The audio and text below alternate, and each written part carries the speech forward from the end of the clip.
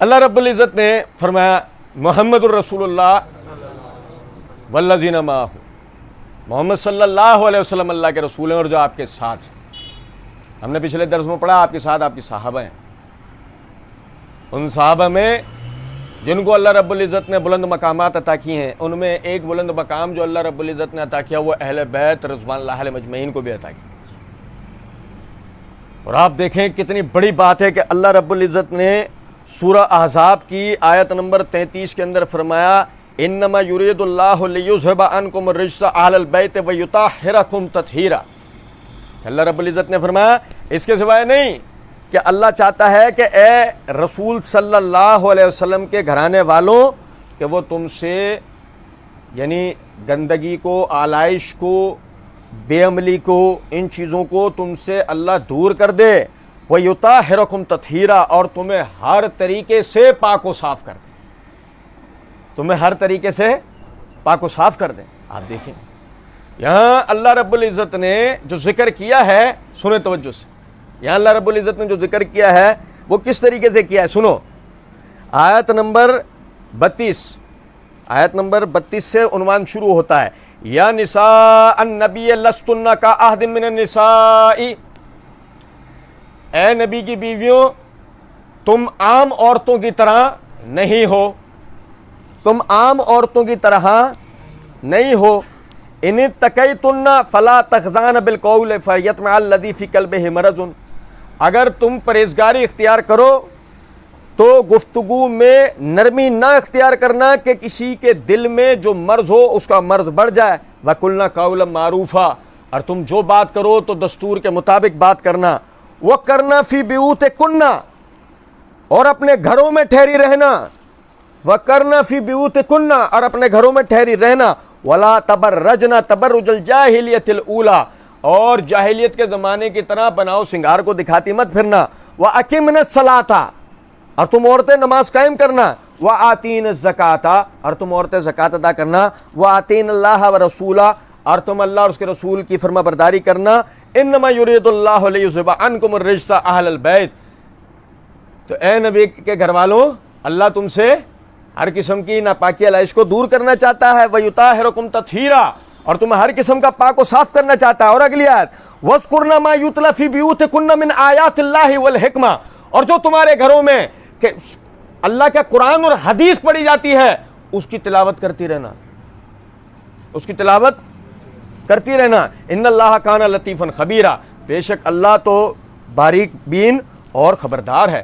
اب میری بات آپ سمجھیں، یہاں اللہ رب العزت نے کس کو مخاطب کیا ہے بھائی میرے؟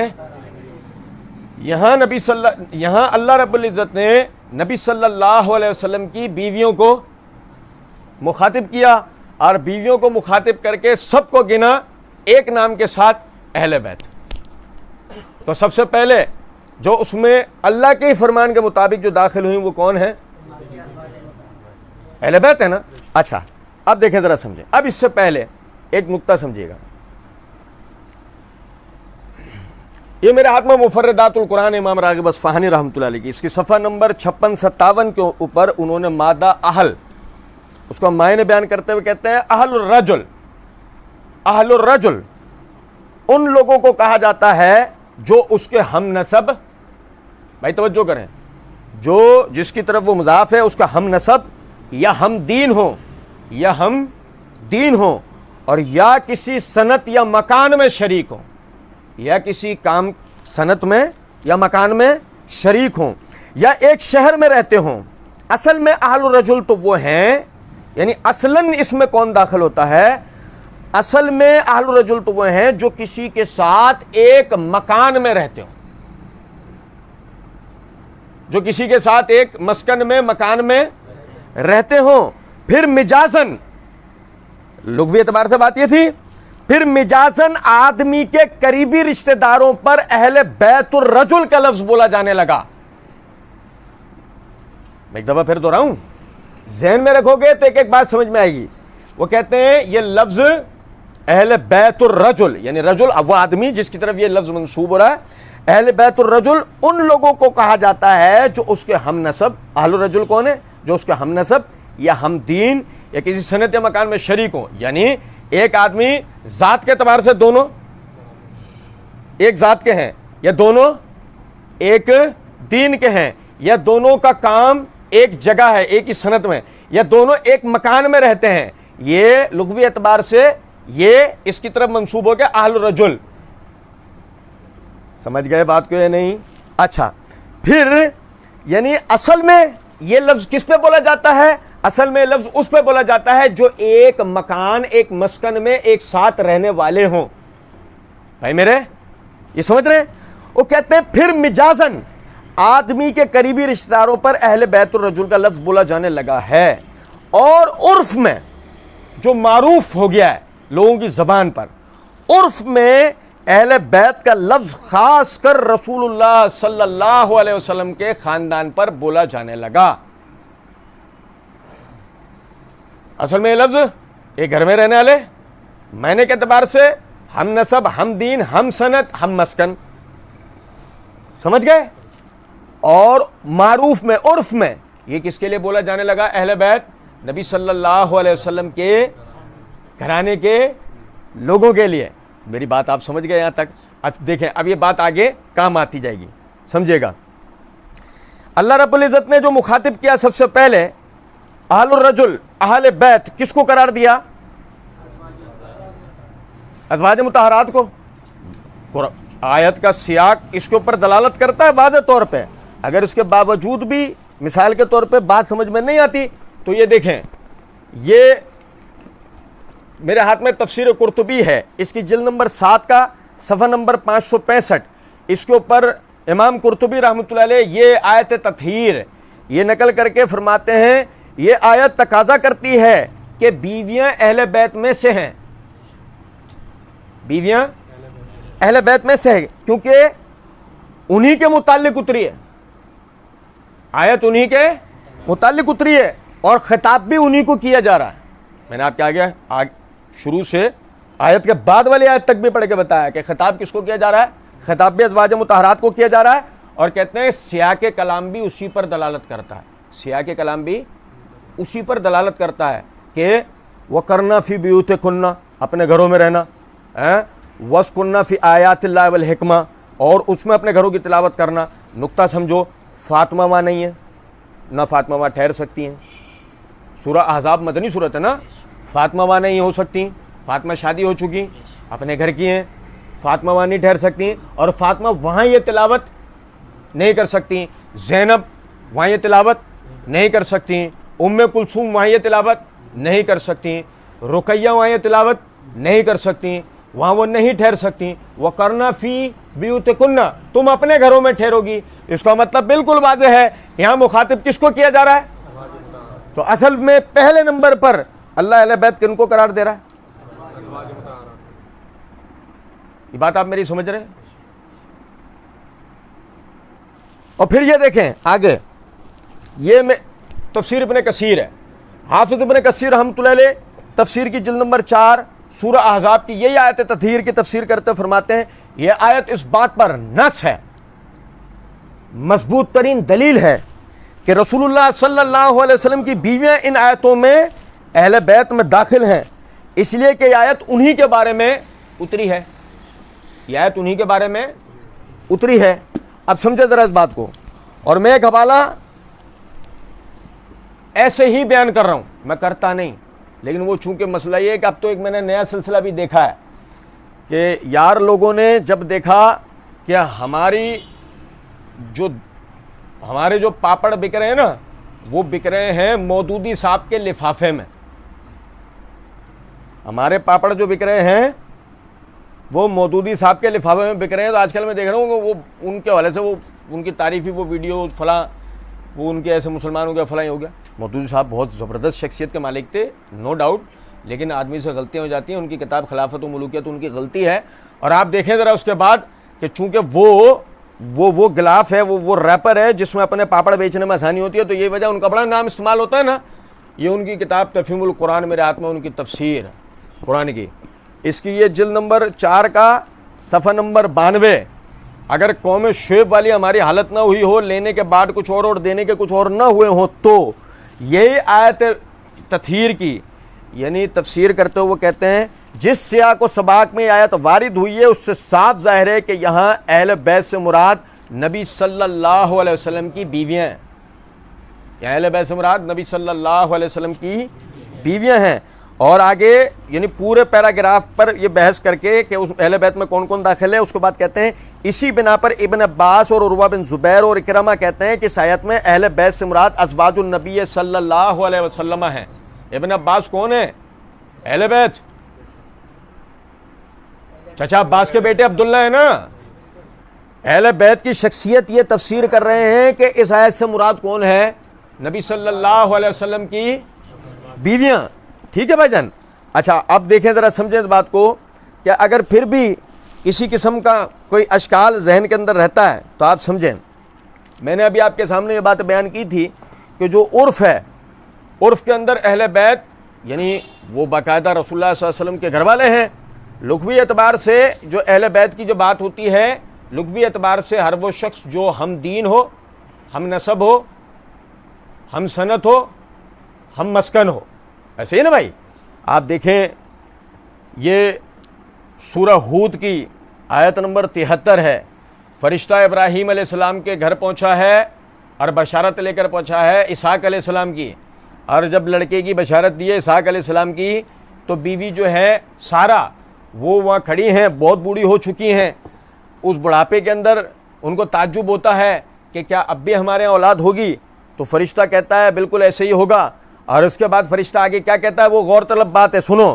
اتعجبین من امر اللہ، تو اللہ کے معاملے میں تعجب کر رہی ہے. رحمت اللہ و برکاتہ علیکم اہل البیت. او بھائی میرے کون ہے؟ کون ہے؟ بیوی تھی نا. پھر ابراہیم بھی موجود ہے، پر پورا گھرانہ ہے، وہ تو اپنی جگہ. اس لیے علیکم میں جمع کا صیغہ استعمال کیا گیا کم، لیکن اصل میں بولنے والی تو وہ ہے. تو اس سمے سب کو مخاطب کیا گیا یہ کہہ کے. کلام کا ابتدائی حصہ کیا ہے؟ اتعجبین من امر اللہ. تعجب ابراہیم کو تو نہیں ہوا تھا، تعجب تو انہیں ہوا نا، زوجہ کو، سارہ کو. اتعجبین من امر اللہ رحمت اللہ و برکاتہ علیکم اہل البیت. اللہ کی رحمتیں اور برکتیں ہیں تم پر اے اہل بیت، اے گھر والوں. انہ حمید مجید، بے شک وہ اللہ ہر قسم کی تعریف کے، ہر قسم کی بزرگی کے لائق. یہاں اہل بیت میں سارا گھرانہ، لیکن خصوصیت سے مخاطب کون ہے؟ ابراہیم علیہ السلام کی زوجہ. اسی طریقے سے آپ دیکھیں یہ اللہ رب العزت نے سورہ یوسف کے اندر ذکر کیا کہ جب عزیز مصر کی جو بیوی تھی اس نے وہ جو معاملہ کیا یوسف علیہ السلام کے ساتھ، تو جب وہ پیچھے لگی اور یوسف علیہ السلام دروازے کی طرف دوڑے، قمیض پکڑی، وہ پیچھے قمیض پھٹ گئی، پورا واقعہ آپ کو پتا ہے. جب وہ دروازے پہ پہنچے تو دروازے پہ عزیز مصر اور اس کا ایک رشتہ دار ساتھ کھڑا تھا. ٹھیک ہے، بیوی نے فوراً دیکھا تو اس نے پینترا بدلا، اور پینترا بدل کے یوسف کو پھنسانے کے لیے جو جملہ بولا وہ سنیں. ما جزاء من اراد باہلک، ما جزاء من اراد باہلک سوءا الا ان یسجن او عذاب علیم، کہ کیا سزا ہوگی اس کی جو تیرے اہل بیت کے بارے میں برا فعل کرتا ہے، سوائے اس کے کہ یا تو اس کو قید خانے میں ڈالا جائے یا اس کو دردناک سزا دی جائے. بھائی میرے پہ اہلِ کا، تو اہلِ کا میں ہے کون؟ بیوی. بیوی ہے نا بھائی، نہیں سمجھے؟ اچھا آگے سنیں. پھر اسی طریقے سے سورہ طٰہٰ میں یہ آیت نمبر 10 ہے. موسیٰ علیہ السلام واپس یعنی مدائن سے، شام سے وہ واپس جا رہے ہیں مصر کی طرف. اب رستے میں ان کو یعنی کہ باقاعدہ ایک جگہ پر جنگل میں اندھیرے کے دوران میں، سردی ہے، گھپ اندھیرا ہے، رستہ سمجھ میں نہیں آ رہا. وہ اپنی بیوی سے جو مخاطب ہوتے ہیں، ایک جگہ آگ نظر آتی ہے، بیوی سے مخاطب ہوتے ہیں. اللہ نے اس کلام کو اس طرح بیان کیا ہے، وَهَلْ أَتَاكَ حَدِيثُ مُوسَىٰ، موسیٰ کی روایت تمہارے پاس پہنچی. اِذْ رَأَىٰ نَارًا فَقَالَ لِأَهْلِهِ، فَقَالَ لِأَهْلِهِ، جب موسیٰ نے آگ دیکھی دور سے تو اپنی بیوی سے کہا، تو اپنی بیوی سے کہا ام کسو انی آنست نارن یہاں ٹھہرو، میں آگ دیکھ رہا ہوں، لعلی آتیکم منہا، وہ آگ تمہارے سیکنے کے لاتا ہوں، بے قبسن کو شعلہ، اور اجد علی نار ہدن، کہ اس آگ کی روشنی میں راستہ تلاش کر کے آتا ہوں۔ اب یہاں آپ دیکھیں کہ اللہ رب العزت نے موسیٰ علیہ السلام نے جو اپنی بیوی کو مخاطب کیا، لفظ کیا استعمال کیا ہے؟ اہل بیت میں قرآنی تصریحات کی روح سے سب سے پہلے کون داخل ہوتا ہے؟ سب سے پہلے بیوی داخل ہوتی ہے میرے بھائی، آپ سمجھیں ذرا اس بات کو، اور پھر اس کے بعد سمجھیں کہ یہ سورہ ہود کی آیت نمبر 45 اور 46 ہے۔ غور طلب بات ہے کہ نوح علیہ السلام نے عذاب کا وقت قریب آ پہنچا ہے، کشتی تیار ہو چکی ہے، سب کو کشتی میں سوار کر رہے ہیں، وہاں سے لے کر نکلنے کا ارادہ ہے۔ بیٹے کو کہا بیٹا تو سوار ہو جا، بیٹے نے انکار کر دیا اور اپنے باپ دادا کے دین پہ رہنا پسند کیا۔ نوح علیہ السلام اللہ رب العزت کو پکار رہے ہیں، وَنَادَى نُوحٌ رَبَّهُ فَقَالَ رَبِّ إِنَّ ابْنِي مِنْ أَهْلِي۔ او بھائی میرے، یہ سمجھ لو یہ ناسبیوں کا کلام نہیں، اللہ کا کلام ہے۔ فوراً شیطان جو نا وہ دماغ کے اندر دہرانا شروع کر، یہ کیا بات ہو رہی، تو ناسبی والی بات، یہ ناسبی والی باتیں نہیں، اللہ کا قرآن ہے۔ آپ سمجھ رہے ہیں میری بات؟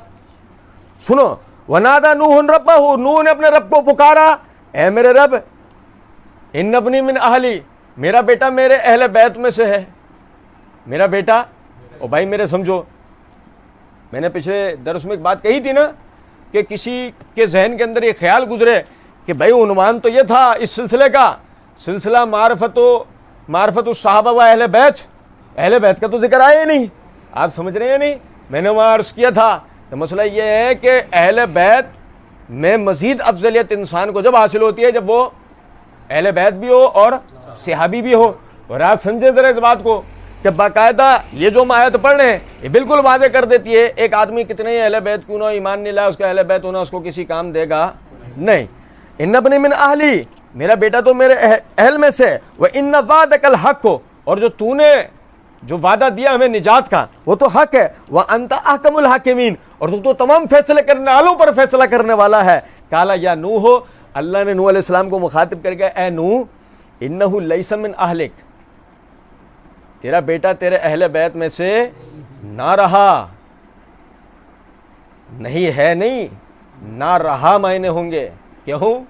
کیونکہ وہ تو ان کا بیٹا ہے، وہ ان کے اہل بیت میں سے ہے، لیکن چونکہ ایمان نہیں لایا تو اللہ کیا کہہ رہا ہے؟ ایک آخری وارننگ تھی وہ بھی نہ رہی، انہو لیس من اہلک، یہ تیرے اہل بیت میں سے رہا نہیں، انہو عمل غیر صالح، اس کے عمل صالح نہیں ہے، نیک نہیں ہے، اس لائق نہیں ہے کہ تیرا بیٹا کہلوائے، اس لائق نہیں ہے کہ تیرا اہل بیت کہلوائے۔ فلا تسألنی ما لیس لک بہ علم۔ تو بہرحال عرض کرنے کا یہاں پہ میرا مطلب یہ ہے، دیکھو یہ آیت واضح کر دیتی ہے بیٹا اولاد وہ بھی اہل بیت میں سے ہے، مگر شرط کیا ہے؟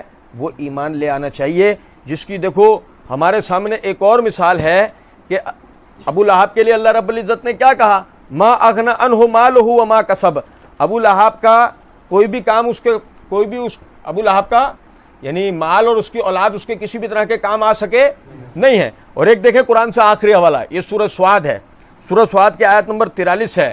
ایوب علیہ السلام کو اللہ رب العزت نے آزمایا، بیمار کر کے، ان کا مال و دولت ختم کر کے، ان کے اہل بیت کو یعنی اموات کا شکار کر کے ان سے دور کر کے، انہوں نے ان کے صرف ایک بیوی بچی ان کی خدمت کرنے والی، اور پھر اللہ رب العزت نے ان کی آزمائش کو پورا کرنے کے بعد ان کو شفا دی، اور جو شفا دی تو ساتھ میں کیا فرمایا؟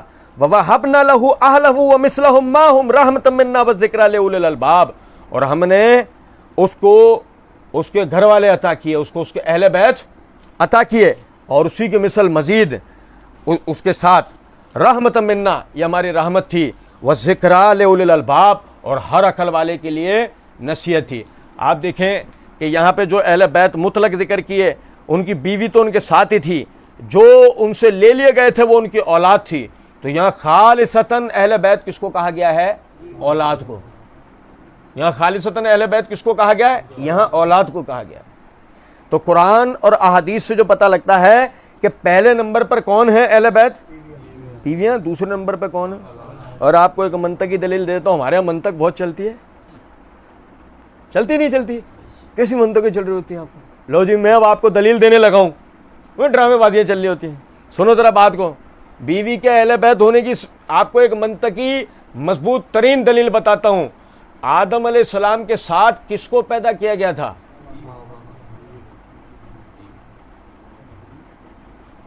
تب پہلے اہل بیت میں دنیا بننے سے شروع ہونے سے پہلے اہل بیت میں داخل کون ہے بھائی؟